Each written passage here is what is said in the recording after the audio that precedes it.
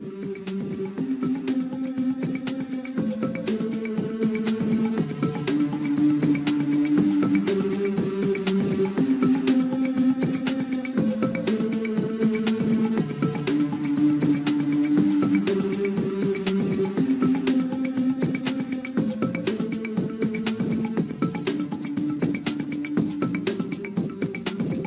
Robert. Hey, sorry for the bit of a wait and delay there, but welcome to the show. Really happy to have you today. Well, it's good to be here, and I agree with the Cosmic Hooker. They are trying to kill us. We're just going to hit it from a different angle. So let's talk get about the radiation. Yeah, let's get into it. She's up there in Washington State, right at the kind of the nape of the jet stream up there, getting lots of interesting particles, toxins, you name it, coming from the Far East. And you have been doing some stellar work on Fukushima. Where are we today as it relates to Fukushima and some of the fallout we've been experiencing for the past couple of years? Well, the good news is there was an announcement today that they're going to shut down San Onofre. I saw that. Which is the reactor facility that's just outside of San Diego.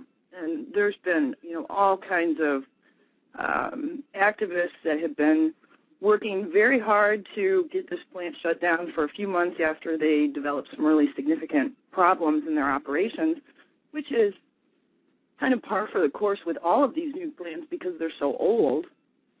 So we have, that was the good news for today. The bad news is there's still 433 plants worldwide that need to be shut down.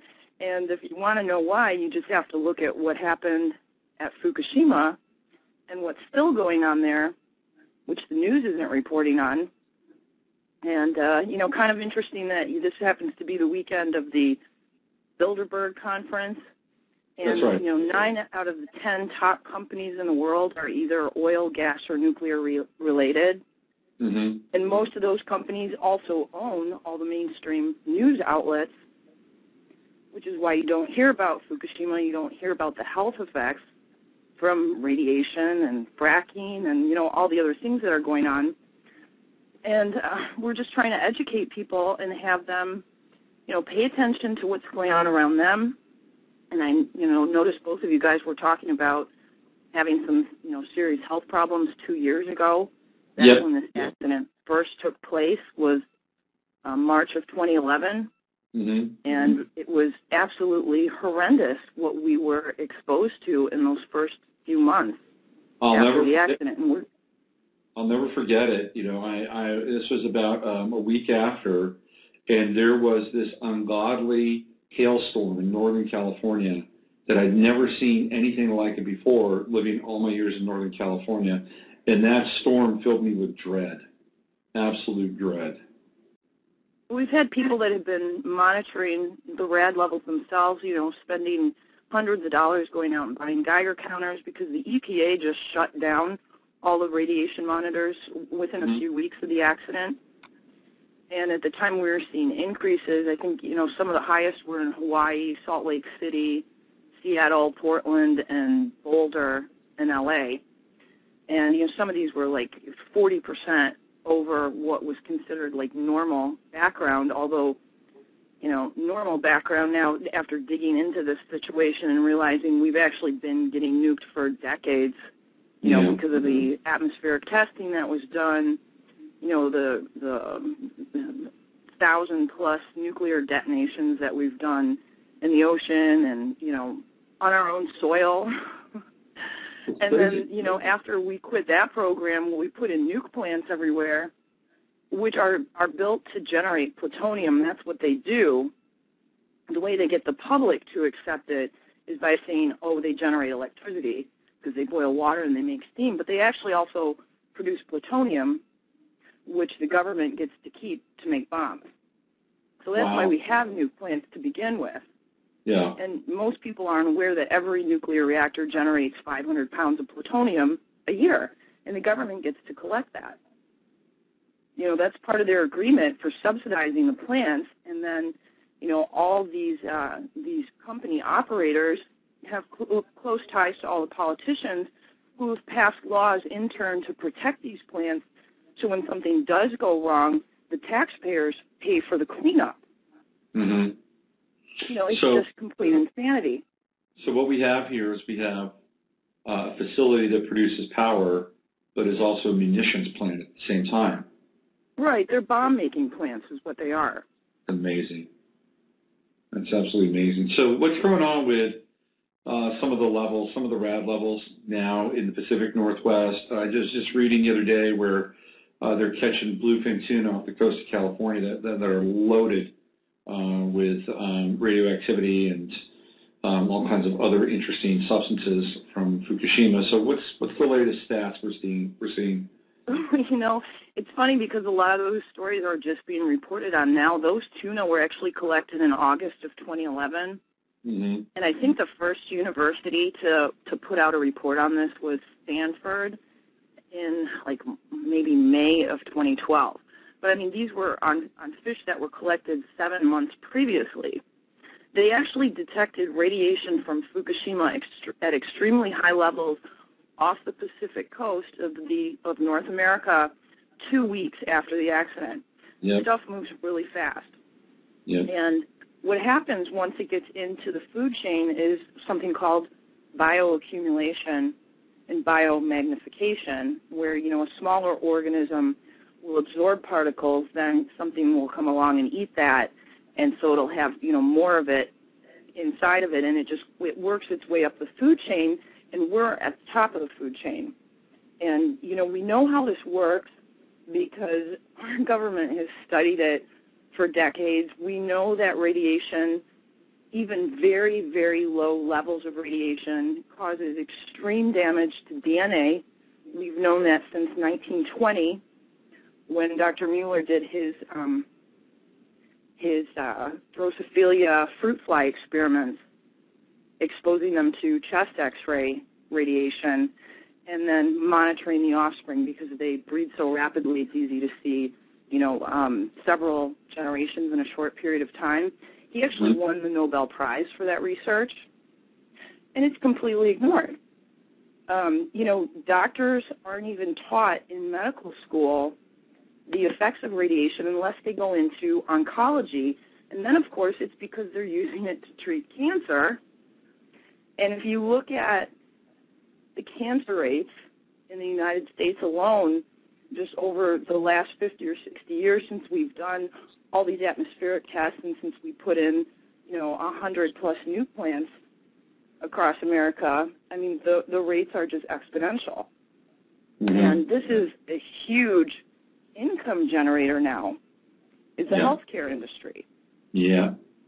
So you're talking about the cancer industry, and probably no coincidence that the rate of cancer worldwide has exploded in relation to the amount of testing and the proliferation of nuclear power plants and radioactive techniques in terms of charting, discovering cancer, i.e. the X-ray. I don't think you can separate the two in terms of what we're dealing with cancer. Right, and even like in states where I live in Michigan, we have, nuke plants sitting all over Michigan, which is surrounded by the largest freshwater supply in the world, which is a bad idea to begin with. Right. But the governor of Michigan received all of his funding for his last campaign from the nuke industry, the chemical industry, and from the healthcare industry, because we used to be, the auto industry was a big moneymaker here, but of course now that's been outsourced, so it's not anymore. The healthcare industry is now the number one contributor to the state. So, they don't have an interest in keeping people healthy. No. And they don't want people to know how dangerous nuke plants are, because if people really knew the truth, they would want all of these plants shut down. And you can look back at rainfall maps around nuke plants, and they overlay with breast cancer and autism. And, everybody thinks, cancer from radiation, they're worried about that, but there are so many things that come before that. in terms of health. Mm-hmm. And, the biggest problem is, like, how it affects your immune system because of all this, what we've been exposed to through, even the depleted uranium that we've spread all over, Iraq and Afghanistan, and now they have horrendous, burst effects that are occurring because of that. That eventually gets put up into the atmosphere, and it rains out over here, too, especially along the Gulf Coast states. Right, absolutely. So, we have all these sands that get blown around from uranium mining in Africa and in Canada, and that all goes up into the jet stream as well. And we have 85% of the fallout from nuclear tests that are still in the upper atmosphere. So people get exposed to that, plus Fukushima now. And, how many people do you know right now that have cancer? I have several friends that are, middle-aged that are having all kinds of strange symptoms. Their doctors don't know what's wrong with them. Of course, when they go to the doctor, they get put on medication. Then they need to come back to have levels checked for the medication. Then because they're taking meds, they have stomach problems. They can't eat. Now they're depressed, so they need to go on antidepressants. You get into this, vicious cycle. And a lot of this starts with what we're exposed to in our environment. Yep. And the same things that you do to, eliminate exposure to, chemtrails and other toxins in your food supply and water supply, those all help with mitigating for radiation as well. And it's really easy stuff that you can do to avoid it. Yeah. I have a question for you. It didn't take them very long to turn Chernobyl into a cement tomb. Why haven't they done that with Fukushima? I guess that they don't care, or it's so bad that they don't feel that they can mitigate it. I know it'd be really, really expensive, and they consider doing some pretty drastic things at the beginning. The U.S. military, Arnie Gunderson had reported that the U.S. military considered nuking the site and blowing the whole thing into the ocean, so at least all the radioactive fuel would be underwater, and the Pacific Ocean would be toast after that, but it kind of already is because we're still pouring, 9 tons of water per reactor per day on all of these melted fuel blobs, and there's 3 of them just at that one plant. Yeah. There's 3,000 to 5,000 degrees. They have to be constantly cooled so they don't get into a chain reaction scenario where they set everything else off at the site. And this is going to be, endless. In Chernobyl, they hit it hardcore. Right at the beginning, they dumped lead and sand on the reactor. That's so they put the fire out within 2 weeks. Then they actually sent a train to a town and had 300,000 miners come to the site, and they took turns because of their exposure levels. They could only be working for a certain period of time before their exposure was too great. They dug a huge tunnel underneath the plant and backfilled it with boron, which negates the nuclear reaction, and concrete to keep it from getting into the groundwater supply. They haven't done any of that here at Fukushima because they've been arguing about who's going to pay for it, how much it's going to cost, how they're going to find people to do it. They're having a hard enough time just keeping employees because of their exposure levels. They can only work for so long before they've had, their lifetime dose of exposure. Mm-hmm. And some of these people, because they need to work so bad, they don't even use their dosimeters. They leave them in their lockers. They want to keep working. And, we're looking at, possibly centuries before this situation is containable. Mm-hmm. The fuel's so hot, no one can get near it. Robots can't get near it. They send cameras down, the cameras break. They send robots in, the robots fry. Isn't that amazing? Even robots get in there and do the work. Yeah, it fries the circuitry. Yeah. So, they just have this endless water pouring that they're going to do, and what happens is the water either pours into the ocean because the ground's been so compromised there from all the cracks from the earthquakes and from the explosions in the reactor buildings, or they capture some of the water and they put it in tanks. And now a lot of those tanks are leaking because the radiation just like weakens the metal. Right. And that's why nuclear reactors have to be replaced every few years too, because it weakens the steel. So we have this technology that we can't fix when something goes wrong. And, you know, we've seen this all before at Chernobyl. We didn't learn the lesson there. We saw it happen at 3 Mile Island, and which is still, you know, the health effects from that are ongoing. And now, you know, we have more contamination on our west coast of the United States than they have on the west coast of Japan, because everything that comes out of those reactors either goes into the ocean or up into the air, and then it rains out over here. And the people in the Pacific Northwest are getting hit really hard with it. Yeah. You know, if there's any remediation that needs to be done, it needs to start there first. But, you know, I'm considerably downwind from that in Michigan, and we've seen evidence of it here in thyroid problems. A few physicians that I've talked to recently said they've had a huge increase in the number of thyroid cases. They've had a huge increase in the number of strange tumors, not metastatic tumors, but tumors that are benign but are just growing in weird places. Yep. And, you know, there's strontium that goes right to the bone. Cesium goes right to the heart. We've had a number of young kids who are runners and swimmers on the West Coast that have dropped dead from heart attacks with no explanation. And according to the CDC's own data, we had 23,000 people that died in the first 14 weeks after Fukushima happened that were in excess of what the mortality tables expected as normal. You know, they track disease and death on a weekly basis. Actually, the numbers are presented to the CDC, and if you look at all the charts for those going back years and years, you can see there's a steady decline in some of those numbers. And after March 11th, they really shot up, and they stayed up. And Loren Murray, who's a whistleblower who used to work at Lawrence Livermore Lab, and is now she's actually best known for being a DU expert, and she's done a lot of interviews about Fukushima.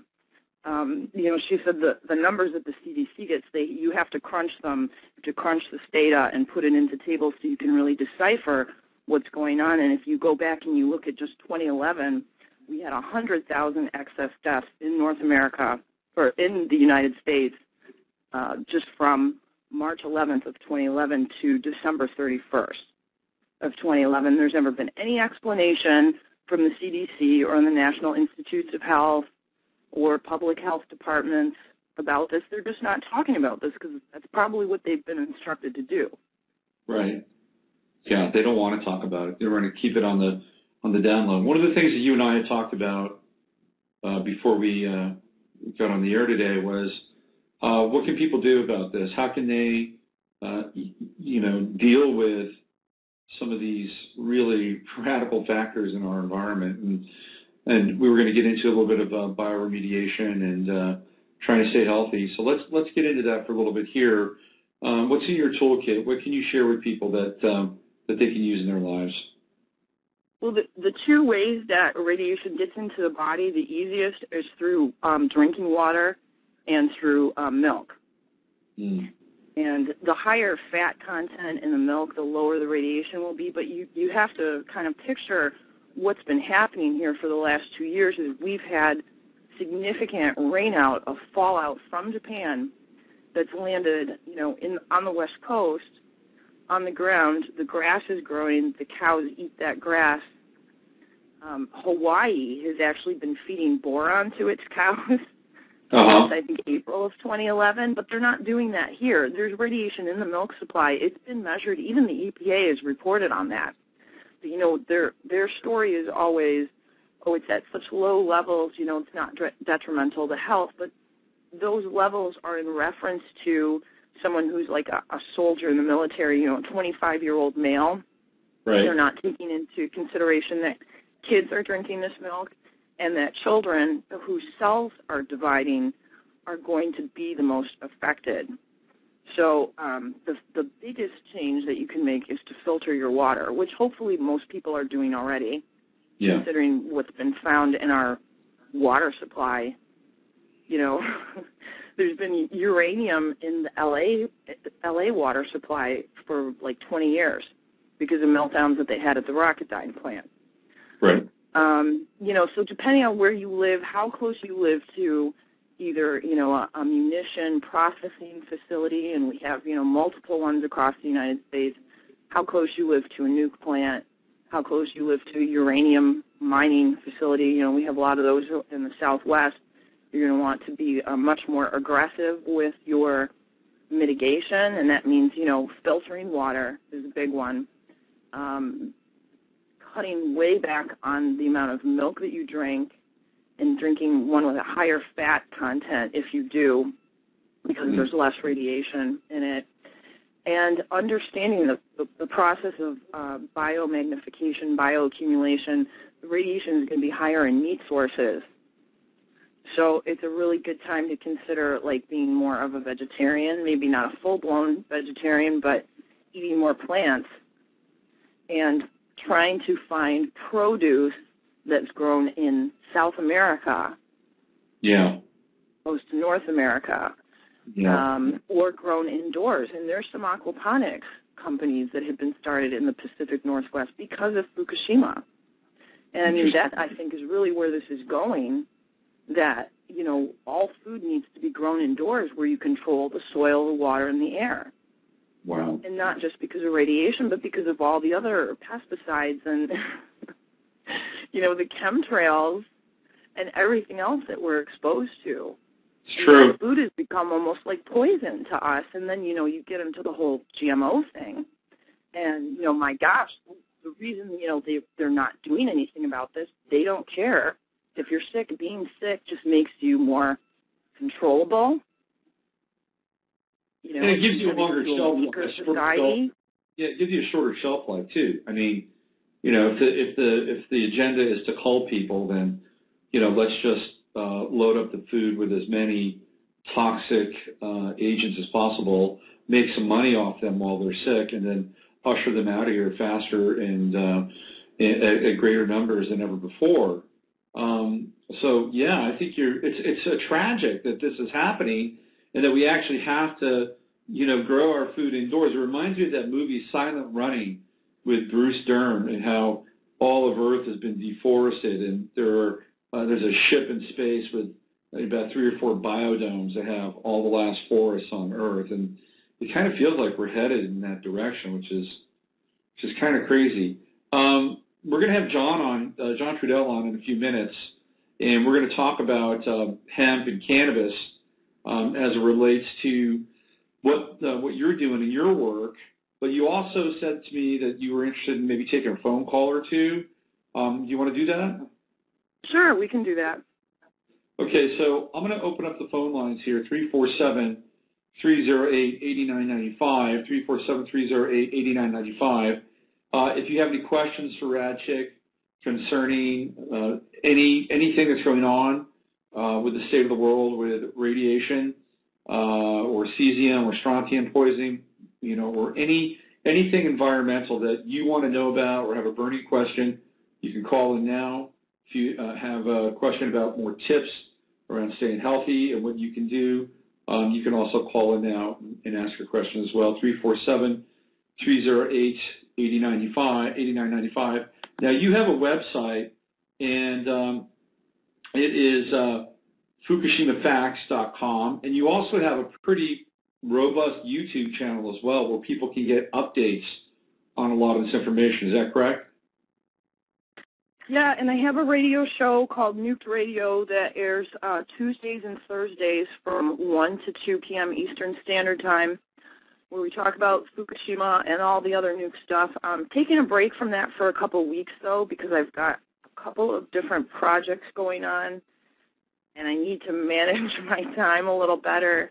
One of the things is I started a mutation project about 1.5 years ago, because I started noticing mutations in the plants, in my area of the country, and I was posting pictures about it, and people were saying, you know what, I'm a gardener, and this is happening in my garden, and this isn't normal. And so I put out a call for images, and I've had just hundreds of images that have been sent to me, and I have researchers that are interested in those images now. In fact, Arnie Gunderson and I spoke about 2 weeks ago for over an hour about just the mutation images that I've been collecting, and I'm organizing all those by state and burning them to CDs to send them to researchers. I've had a couple grad students that I've been helping give them information to write their final projects. And I need to really get this organized because now that we're in the second growing season with all of this radiation exposure, I mean, I've been just inundated with pictures already. And, you know, it's only been going on for 2 months. Most of the stuff that I'm getting is coming from the West Coast so far, but I've had submissions, too, from Illinois, from the Chicago area, from New York State, from Michigan. I've seen them here as well. So it's almost a full-time job, and I'm trying to, like, recruit people to help me with it because this is really the only physical evidence that we have, and it gets people's attention, too. You know, they might not want to hear about the nuclear stuff, but when they see mutated plants, sometimes that's more interesting to them. And so it's kind of a way to get people, you know, more interested in the problem. I mean, there's definitely an environmental factor of why this is happening, and we need people who have really good access to very expensive equipment to test some of these plants for us and to find out why they're occurring. But, you know, I have a friend who did this after the 3 Mile Island accident in Pennsylvania. Her name's Mary Osborne. She has a website where she has all kinds of mutation images posted. And they did this in Chernobyl, too. You can find pictures of mutations in pine trees and other things right on the EPA's website, and you put those images next to the ones I'm getting and the ones that Mary took, and they all look the same. You know, they find mutated plants around nuke plants all the time. And, you know, if it's happening in the plants, it's happening in the people. That's right. And, you know, just we don't know how bad it's going to be because there's been so much information about this accident that's been kept from us. But when all you need to do is really just be a healthier person and be aware, I think it's a pretty, you know, small investment to make, considering what the possible outcome could be. What are some of the mutations you're noticing? Well, things that grow really fast, like dandelions, produce. There's different kinds of mutations from radiation. One is called twinning, where something that will usually grow one flower or one fruit will split into two, like a conjoined twin. Mm-hmm. There's something called witch's broom, where typically a plant that will grow into one axial branch will spread out like a broom and grow like 5 or 8 or 10 branches. And there's I did a whole interview with Loren Murray about this that I can send you a link to, with a lot of the images that we've collected from people. And then there's something called gigantism, where part of a plant, not the entire plant, but part of it will grow much larger than the rest of the plant. And we see that a lot in maple trees and in oak trees, where some of the leaves are just huge. They're way outside what you would consider normal for the tree, and that can be an effect from radiation too. Wow, that's kind of scary. If people want to contribute to your project or help you out, how would they go about doing that? Send me pictures. I have a page on Facebook called Mutation Watch, and anyone who finds anything weird in their garden, you know, or strange out in nature, you know, if you can take a high-resolution photograph with it and upload it, that's very helpful. And just really spreading this information around. I don't accept any money for doing this. I never have, although at some point I'm probably going to have to because my costs are getting kind of outrageous with some of the equipment that I need for the radio show and things like that. But, you know, I've never accepted a dime for doing this because I felt that the value of the information was too important. And I knew that, you know, people who were shills and so forth would say, oh, you know, she's trying to scare people to make money and, you know, push water filters or this and that. We don't have any ads on the radio station that I broadcast from, or on any of my websites. You know, we put a link up there for T-shirts because people wanted them. And if we ever get enough money from that, we'll buy a Geiger counter to give it away on the radio show. But that's it for now. Just sharing the information is great. Yeah. Have you ever ran across Woody Harrelson? Has he ever stepped into your world and helped you out a little bit?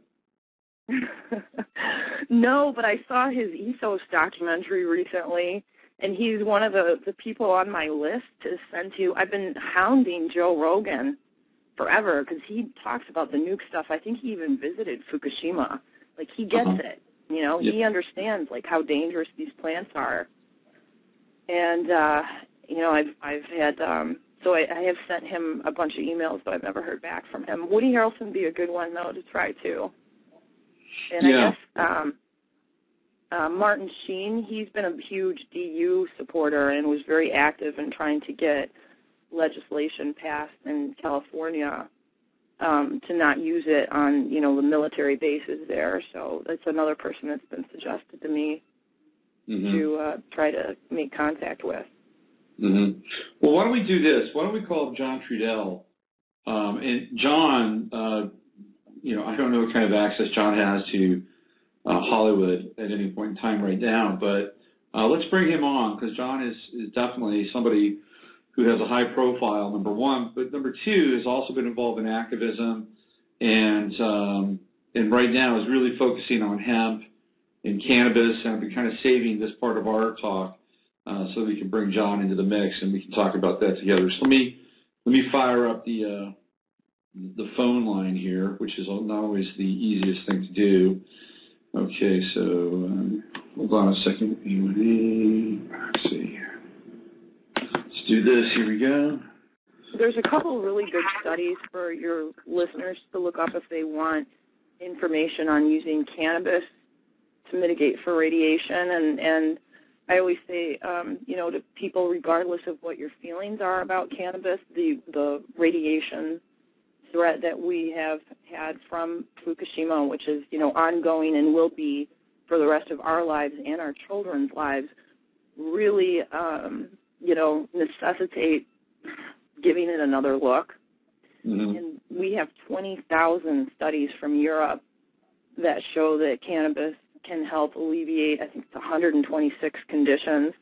But even in the U.S., a Harvard medical study from 2007 showed that the active ingredient in marijuana cut tumor growth in half. And the U.S. government actually funded that study, hoping to show how dangerous cannabis was, and it showed, you know, the complete opposite. I believe it was Dr. Tasher that did that study, who's very well-respected. And another study that's really important is called Prenatal Marijuana Exposure and Neonatal Outcomes in Jamaica. And it's where they studied women who used cannabis as part of their, you know, religion in Jamaica or their culture while they were pregnant, and half of the group used it, half of it didn't. The babies that were born to the mothers that used cannabis throughout their pregnancy actually outscored all of the babies of the mothers who didn't. And not only that, but they knew all of Bob Marley's lyrics by heart, too, at the same time. Let's bring John on, and let's get into this cannabis hemp interzone when it comes to bio-remediation and also just staying healthy in general. So let's hit the phone here, see if we can bring John on. John Trudell? Yeah. Hey, it's Robert Phoenix. How are you? I'm good. How are you? I'm good, man. Welcome to the show. I've got RadChick from Michigan live with us, and we're just getting ready to talk about hemp and cannabis as a source of bioremediation. And she just shared a case study with us, John, about a group of women living in Jamaica who were smoking cannabis while they were pregnant with their children. It was a control test. Half the group smoked, half the group didn't, and the group that did smoke, their kids, when they reached a certain age, had really extremely high test scores. So that's kind of where we are in the conversation. So I want to introduce you to RadChick, who's on here with us right now. RadChick, this is Bad Dog himself, John Trudell. Hi, John. Hi. Nice to meet you. Yeah, well, it's good to be met. So anyway, let's continue on with this. So, John, what I wanted to kind of, sort of jam here for about 15 minutes is to try to find a place where, we can tap into both of your mind shares about hemp, number one, and cannabis, number two, as it relates to the environmental crisis, particularly the fallout from Fukushima, DU, and some of the other stuff that we're experiencing on a planetary level. In terms of your work, John, what have you seen and encountered when it comes to hemp and dealing with this incredibly toxic and nasty sort of death spiral the planet's in right now due to this stuff? Mainly to me, is I think that the environmentalists, I don't know how this answers the question, but I think that the environmentalist movement and consciousness, I really think that they should be paying more attention to hemp as a solution or a partial solution to the environmental and economic crisis that we're faced with. Because I think that hemp, because to me a part of the biggest obstacle is that, number one, the general public just really has no real awareness of the practicalities of hemp. I mean, just generally speaking, the mass public really doesn't have that information.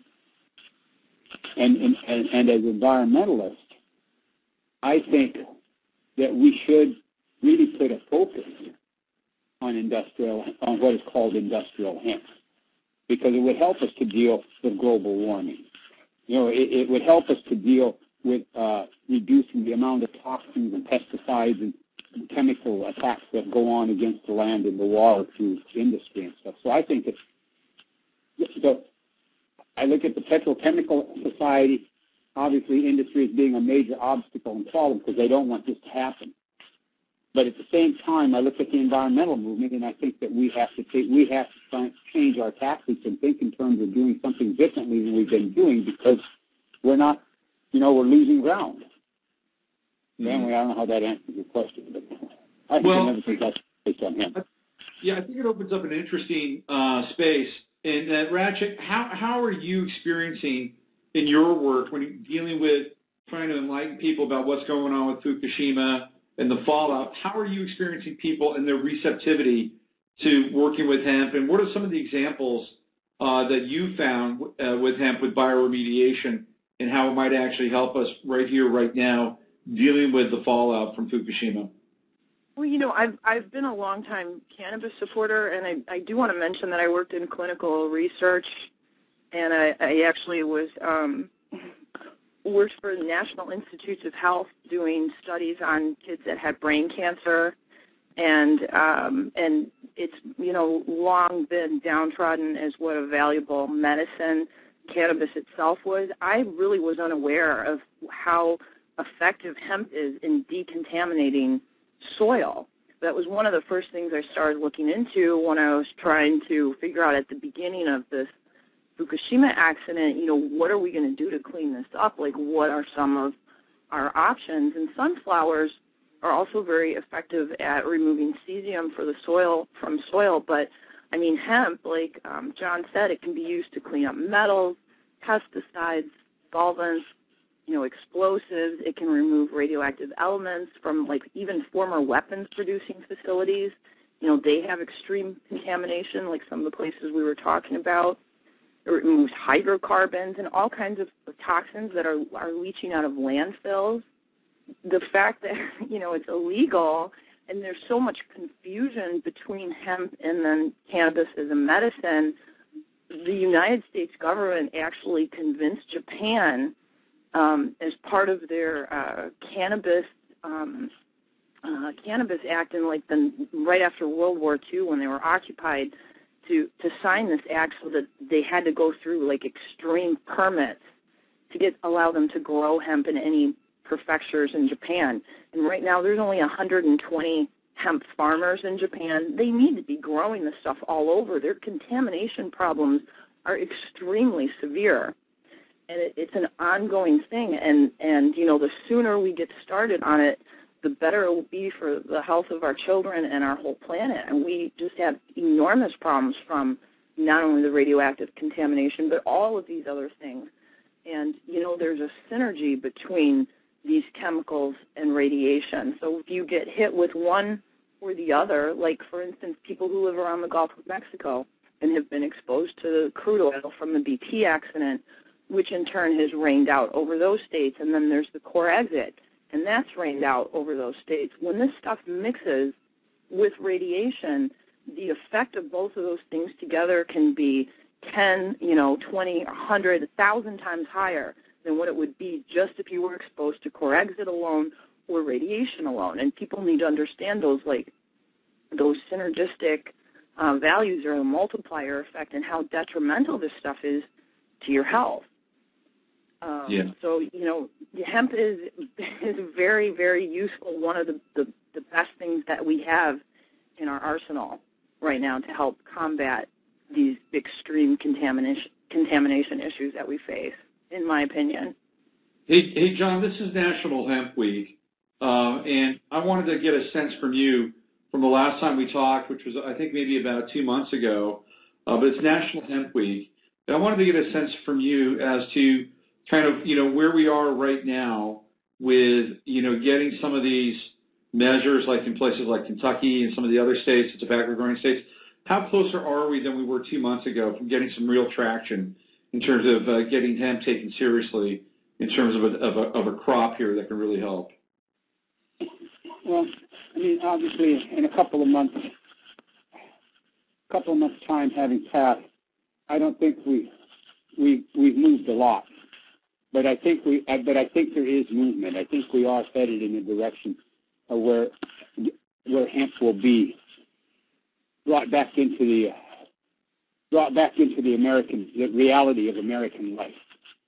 I think that's attainable. I think that we can get there. But how quickly it's going to happen and how effectively, I'm not sure. Because I think a part of that's the decision that we make, the people that are for hemp. I think we have a tremendous amount of influence in how quickly this can't happen. But it has to. But that influence has to do with how realistically we perceive what we're dealing with. And I know there's more awareness about hemp. I know that there have been, maybe half or maybe close to a dozen. I don't have the specific number in front of me, but there's more than a dozen states that have legalized hemp within their own states in varying degrees. Now, they can't operate on that because it's against federal law, so farmers can't really pick it up and take it. But the reality is different states are passing it. And the other thing that's interesting about it is of the people that are supporting hemp,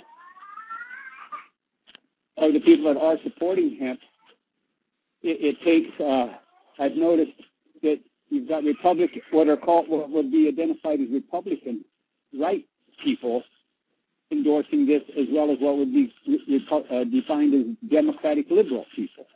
Right. So I find that interesting, that the polarization isn't there like it is on most other issues. So I look at that as a positive.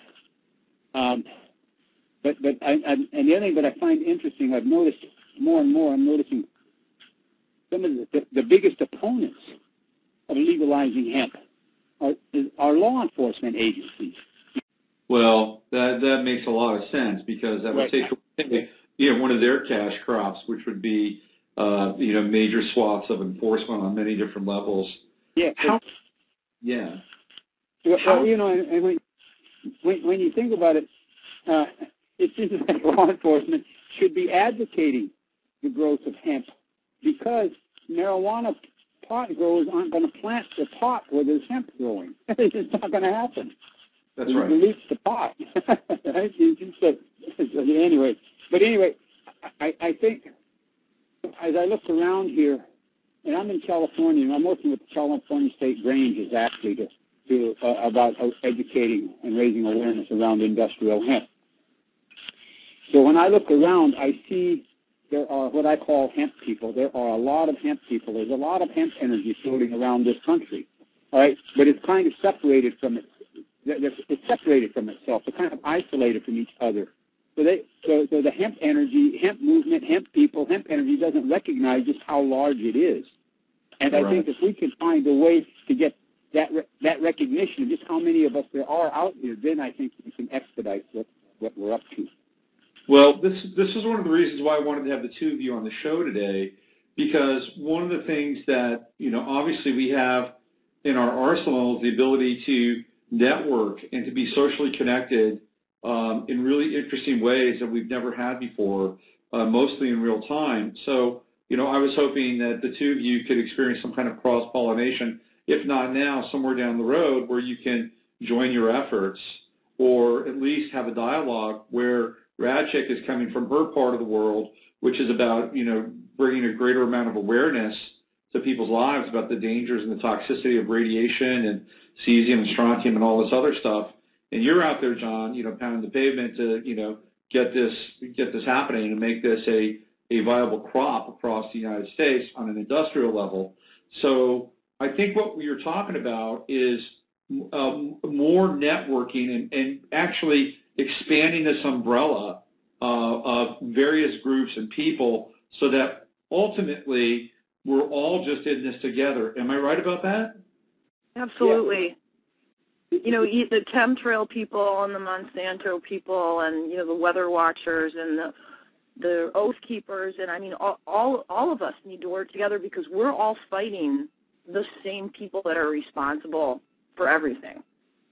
Well, I'm looking at putting an emphasis on what is identified as the environmental movement. And if we can get what I'm going to call the general environmental movement to understand what we have in common here with the hemp plant. See, this is something that no matter what aspect of the environmental movement we're connected to, with the hemp plant we have that in common, because the hemp plant is definitely earth medicine. It's so directly related. So hemp, and what makes us, part of what helps us have it in common is because every environmental issue that we're confronted with, hemp would help us to solve that problem. See that, and that's what makes it in a way different from all the other issues we're dealing with. Because hemp will affect the air quality. It will affect the water quality. It will protect the land. Erosion from the toxicity that's being put into the land, all right, to things like erosion of the land. Mm-hmm. So, and so hemp. So I'm kind of looking at how do we get the environmental movement to understand this, because one of the problems with the movements in the past is we become compartmentalized in what our specialty is. Right. So if I'm for solar energy or if I'm for wind energy, whatever it is, see, so we don't consider anything outside of those. But so what I'm trying to see is, well, is there a way if we can get the environmental people, environmentalists, to consider hemp, not changing anything they're doing other than to include hemp? I mean, because like we look at what's going on with the fracking. There's all this resistance and opposition to fracking, but nobody's coming up with what to replace it with. Right. And in some of these areas, especially where there's fracking lines or where this stuff is really happening, hemp would grow in that whole territory.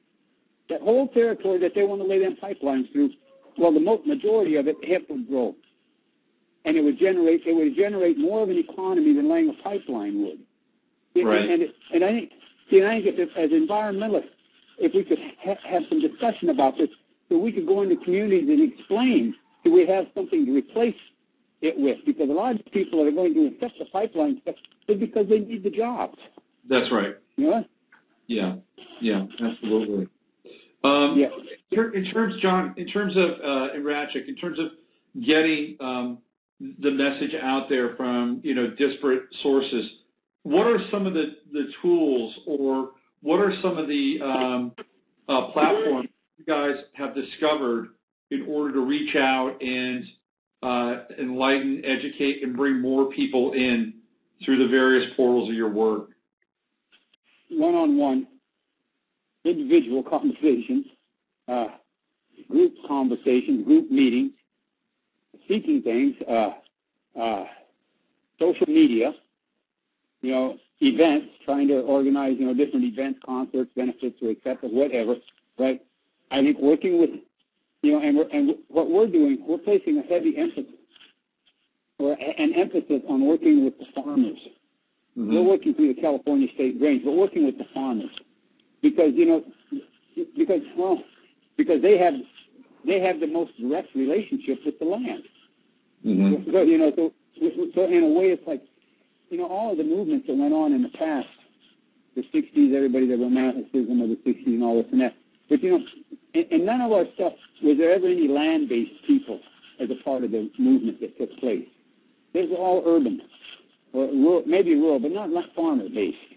Mm-hmm. We didn't have that. But see, with hemp, working with hemp, we have an opportunity to be inclusive with the land-based people because they're so directly, the farms are so directly affected by this.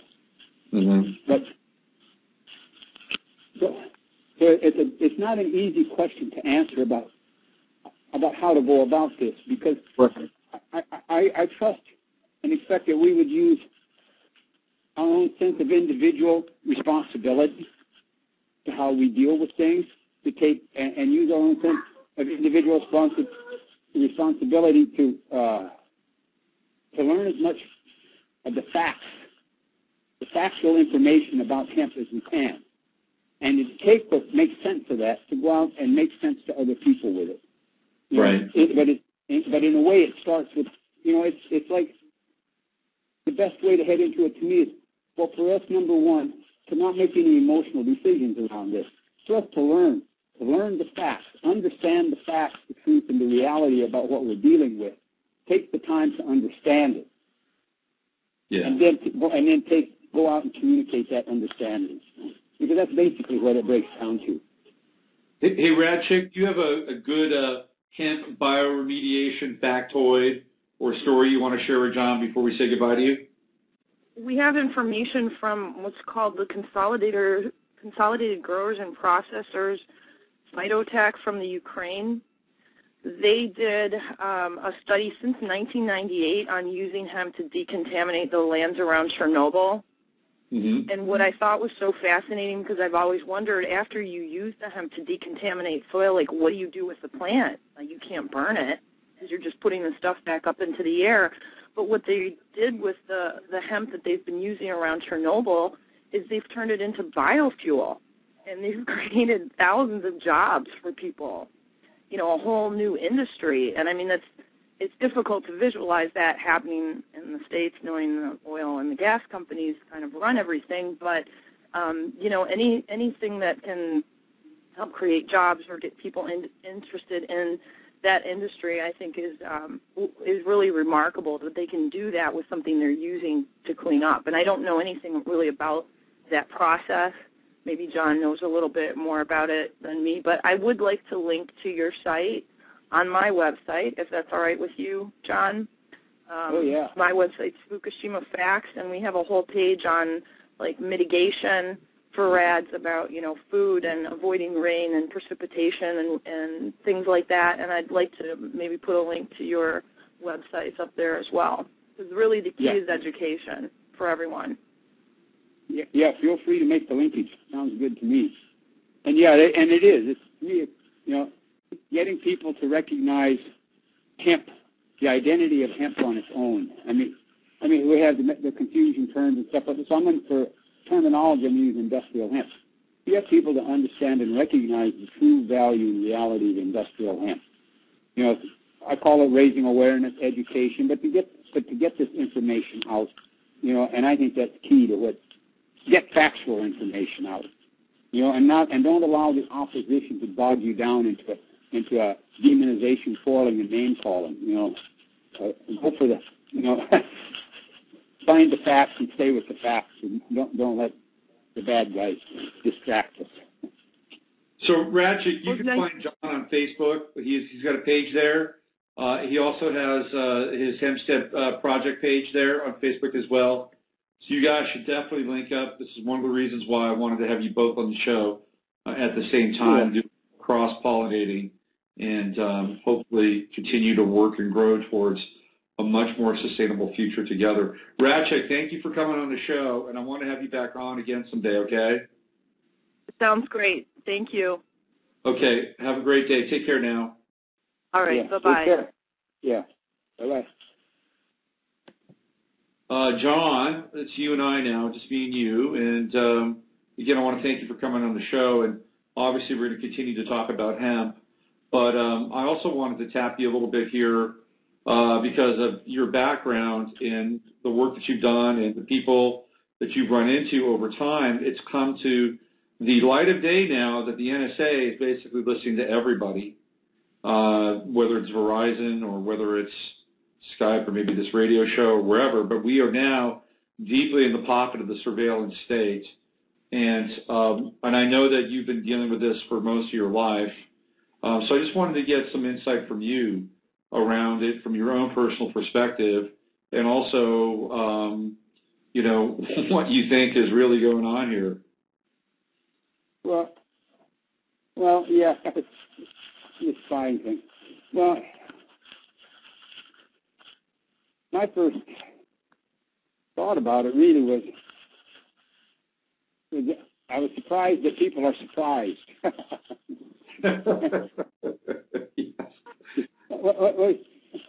Why do you not, you know, why do you, not you personally, but you generally speaking, like we, right?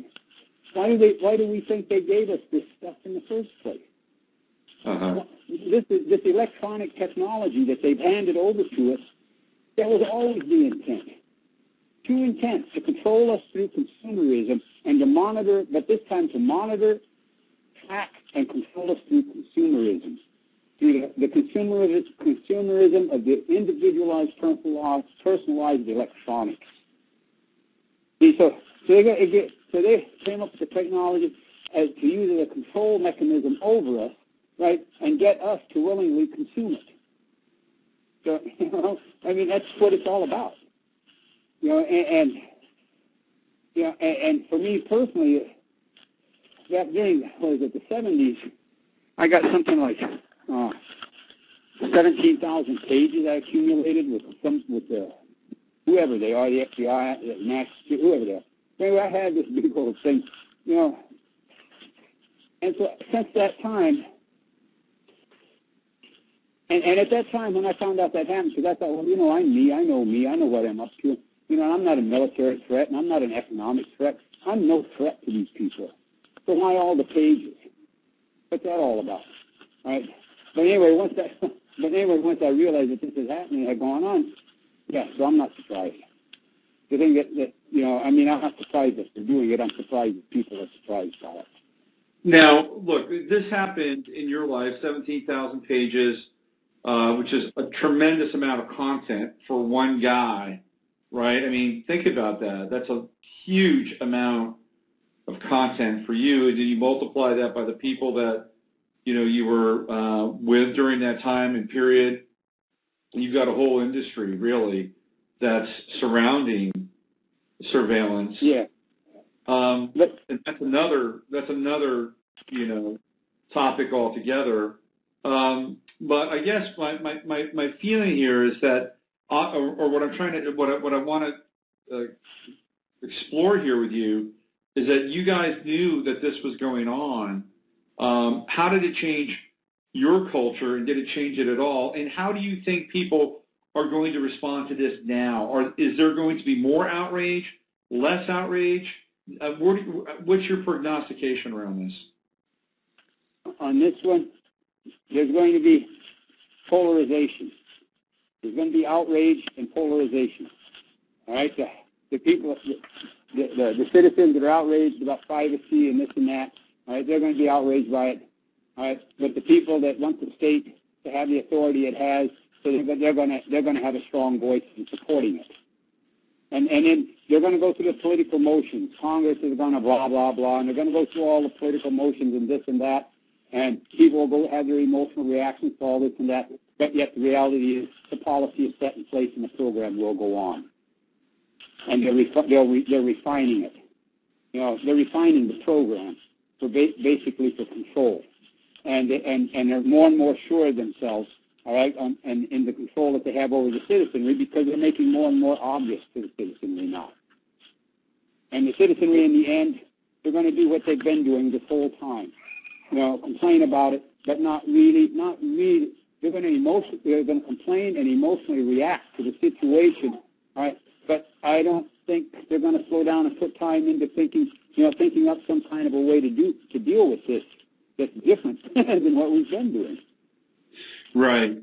I mean, I think that we might be able to look at more privatized networks. I know that one of the things that Yahoo is about to announce is that in order for you to continue to use Yahoo Mail, you're going to have to agree to allow Yahoo to scan every single email inside of your email box, and whether it's trash or ingoing or outgoing, they're gonna grab all this information now, and people are going to need to make some choices about where they're doing business and who they're doing business with, at least at a fundamental level. Do you think that could actually make a difference at all, John? Well, I think that, number one, I think they do it anyway. Yeah. Whatever you just said that they're going to make mandatory, they do it anyway. Yeah. You know what I mean? So to me, whether they're making me do it or they're doing it without me knowing it, it's being done. All right? Right. So I don't get lost in that part. All right? Yeah. And just because I know it is what it is like that. But the irony one of the ironies to this, and I can't quite sort it out, but it's got something to do with, I guess, our own personal ethics and keeping our own balance and stuff. But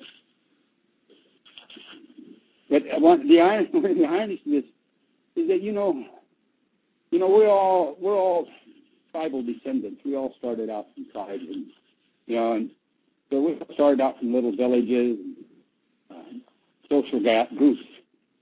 So when we go back to the history of our evolution, through the great majority of the history of our evolution, we didn't have any privacy anyway. If you think about it, we lived in these small communities. Very small communities. Everybody knew what everybody was doing. Right. So, so when you lived in that kind of an environment, then everybody had to have ethics, so to speak. Yep. The irony to me is, anyway, so here's all this thing coming around, this whole big thing coming around back to what it was in a way before. I mean, that privacy issue. Now, what has changed from the way it was before, what's coming around with this thing, what has changed from before, the thing that's coming around now is very predatory, and it eats off of our human energy. Right. That's what's different. And did I just lose yourself? I lose you there? I think I lost myself. No, you didn't lose me. I'm right with you. In fact, where I'm going with this, John, is I'm thinking also that we can't, that the metaphor is great. Like in a tribal culture, everybody knows what everybody else is doing, so there is a level of ethics. You can't really hide anything. I totally get that. The irony I think you're talking about is that's there, but we don't know what they're doing, right? We can't watch the watchers, and I think that's the ironic part. That we can't watch the watchers, but in a way we can watch ourselves, right? So we can watch what the watchers are watching, and deal with it, and that. Right. But anyway, but a part of what I'm getting at is our approach to all of this, because it's like, well, they're invading our privacy and it's violating our freedoms, because a whole lot of our mindset is based around how the state is violating our freedoms, and this is the latest incident of it, so to speak, the pipeline stuff that they're going to do. That's another example of violating our freedoms. And the whole, well, anyway, we're all aware of what all is going on. And right. And I think, which is frustrating, it's frustrating us, and so generally speaking, we have these emotional reactions where we protest, we do whatever, but we have these emotional reactions out of frustration, but we're not really coming up with any effective solution to deal with our emotional frustrations. That's right. Going on. Yeah, right? I agree. Yeah. Okay. So we seem to be perpetuating that that circle. So what I think is, amongst us, within ourselves individually, collectively, but amongst ourselves, amongst us, I think we really need to think in terms of responsibility. And we need to examine this mantra of freedom that we keep chasing. This self-hypnotizing chant that puts us into this unrealistic, unnatural fantasy state. And freedom, and that, so we need to really start thinking about this concept of freedom, all right, and compare it to the concept of responsibility. Responsibility. Because freedom, let's be realistic here. In the land of freedom, all right, you have to pay money to be born. Yeah. Somebody has to pay money for you to die. Yep. And you got to have money the whole time in between. So That's where is right. the free? Yeah. At the most basic level, where is the free? And if you're a human being in this land of the free, but inside your individual mind, your perception of yourself is one based upon these things like these esteem, these low self-esteem, these negative self-images, these fears, these doubts, these insecurities. So where's the free? So obviously what's going on is that we're being snowed with this terminology of freedom, a sound. We're being snowed with a sound, all right, but we're not seeing the reality. Yep. And so the reality is, to me, a part of the reality is we need to individually, within ourselves, examine the concept and think about the concept and idea of responsibility. Right. Responsibility brings it all home, doesn't it? Responsibility and our relationship to it. Yep. All right, because our relationship to it, because see, we get frustrated at what the bad guys are doing, and out of our frustration, we react and we do whatever we do to try to prevent what the bad guys are doing. But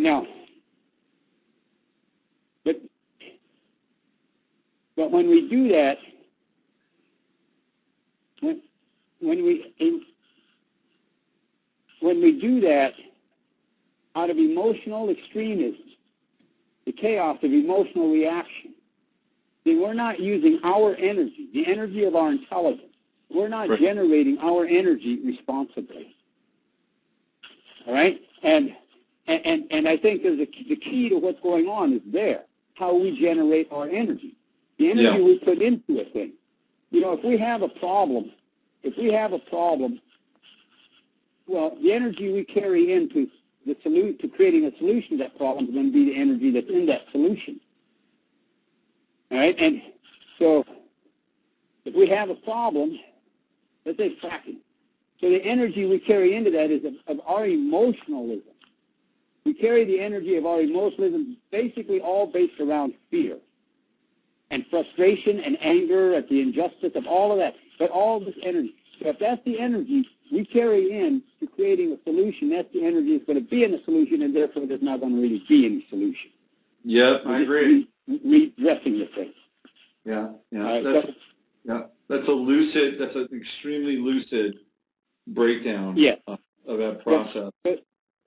So the energy that we carry into creating a solution to anything, whether it's personal, collectively, whatever, the energy we carry in, we individually need to start considering the energy that we carry in. Yeah. And the energy I'm talking about is the energy and the power of our creative mind, our intelligence, that energy. Right. See, we need responsibility for that energy. Our creative intelligence, that is energy. We need to take responsibility for it and use it in a healthy way, which means with clarity and coherence, to think things out. Right. So we need to take responsibility. And that's the point that we're missing. See, just getting angry and trying to be the good guy and have good motives and good intentions, all right, that's not good enough. We're not bringing enough. Right. The energy has no intensity to it. It has no heart to it. So because everything is about energy, and this applies to our individual evolution and to our collective evolution. So I think we need to be thinking about responsibility. I think we need to think in terms of, well, and look at ourselves. and recognize ourselves and have an understanding with ourselves. How can I be a spiritual person? How can I support spirituality by any definition? Right? How can I do this if I don't respect my intelligence and show respect to my intelligence? How can I do this? How can I be this spiritual person? How can I be a respectful person if I don't show respect to my intelligence? Right. So, because if I have respect for the Creator, then I don't know how I can have respect for a Creator without having respect for my intelligence. And I don't know how I can I don't know how I can have respect for my intelligence. If what I'm doing is I'm beating myself up inside my head with all the negative self-images that someone else programmed into me. Yeah. I agree, man. That's the medicine, John. That's the medicine. So if we're going in the long run, I think someone that has something to do an outcome of what's happening. So in the long run, we will decide. We will be an important influence on the outcome. But it's a decision we make it's a decision we have to make for what we represent. You know, and I think that individually, collectively, if we just can have this understanding about our intelligence and use it with clarity and coherence, use it to think. Yeah, yeah. Then we will create more positive solutions. Hey, John, we only have a few minutes left here, and I don't really want to interrupt this amazing Dharma talk, but you've got a couple of gigs coming up in Northern California, right? You're back out doing music again. Do you want to talk about that real quick? Yeah, well, the part of the Hemp History Week, where me and my band we're doing a show at the Broward Center in Berkeley, California, on Saturday night. Uh-huh. And then on Sunday we're doing one at the Sunflower Center in Petaluma, California. Well, that's Sunday. Now, this coming Sunday? Yeah, this coming Sunday. Okay. So we got the Broward Center. Okay. Broward Center. The Broward Center in Berkeley. Yes. Saturday, Broward Center in Berkeley. Sunday, Sunflower Center in Petaluma. Okay. Now, if you've never seen John live with Bad Dog, I highly recommend it. I've seen him 3 times. A very powerful, mesmerizing kind of experience. And John, I wanted to play this track because we don't have a lot of time left. We're probably going to fade out with the track. I managed to get the track that you and Stephen Kent did last week at the KPFA studios. Now, I wasn't able to download it. I was able to kind of download a little bit, but KPFA has locked up the stream, so I couldn't really convert it into an MP3. However, I have it loaded on my computer, and we're going to play it through the speakers here. It's not ideal, but I want to play this track that you and Stephen are doing, and it's probably going to go through to the end of the show.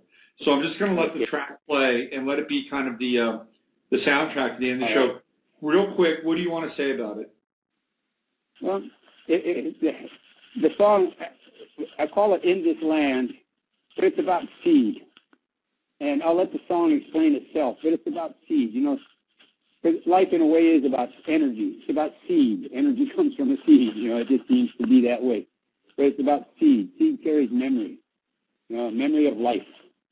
So it's really a song about seed. And I've done a version of it with Pura Fay, with her singing traditional. And I've done a version of it with my band, and now I've done a version of it with Steve with this didgeridoo. So maybe it's a song I'll do with different musical versions with Steve. Okay. All right, John, hey, thank you for coming on the show today. Always really appreciate it. And have a great gig on Saturday and Sunday night. And if you're in the Bay Area or Northern California, go see John Trudell and Bad Dog. You will not regret it. Thanks again, John. Yeah, okay. Thank you, man. All right.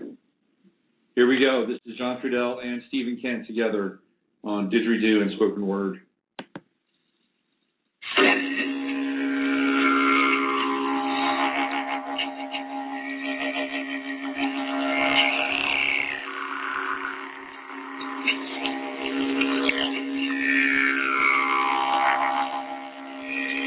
land.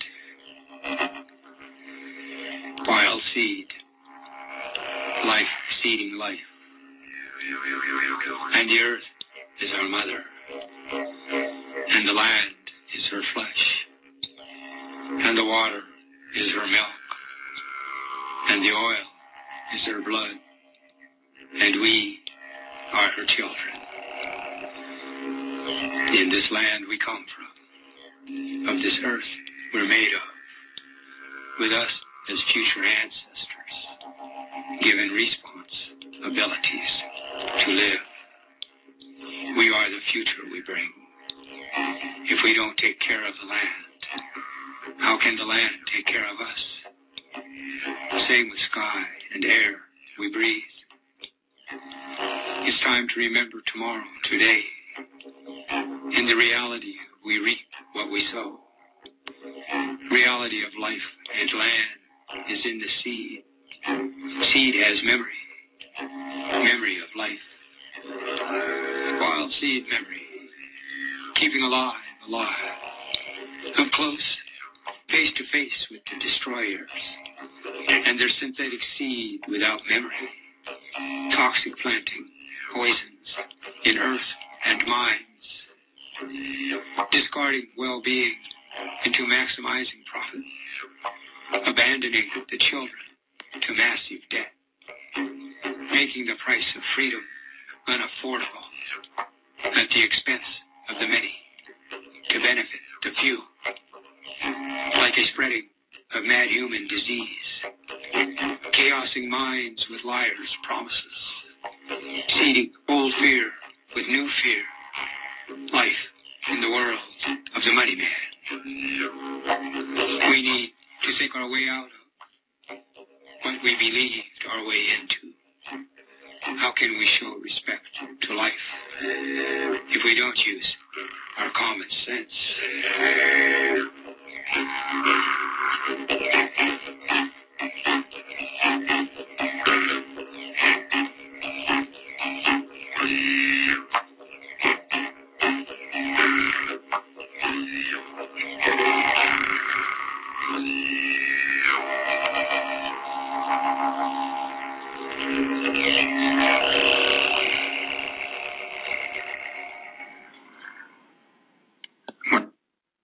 That was John Trudell and Stephen Kent live at the KPFA studios last week, performing together didgeridoo, spoken word, two of the most fundamental and ancient voices on the planet, the human voice and the 40,000-year-old eucalyptus branch hollowed out by termites. It doesn't get more basic, fundamental, and organic than that.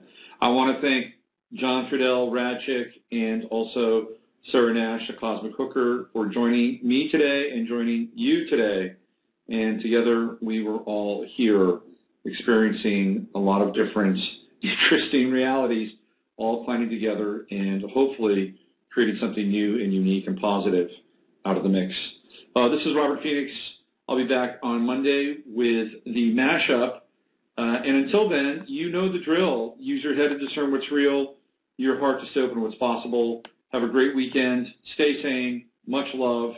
And keep it all positive. Here's Philip K. Dick. Adios. We are living in a computer-programmed reality, and the only clue we have to it is when some variable is changed and some alteration in our reality occurs. We would have the overwhelming impression that we were reliving the present, déjà vu, perhaps in precisely the same way, hearing the same words, saying the same words. I submit that these impressions are valid and significant, and I will even say this: such an impression is a clue that at some past time point a variable was changed, reprogrammed as it were, and that because of this an alternative world branched off.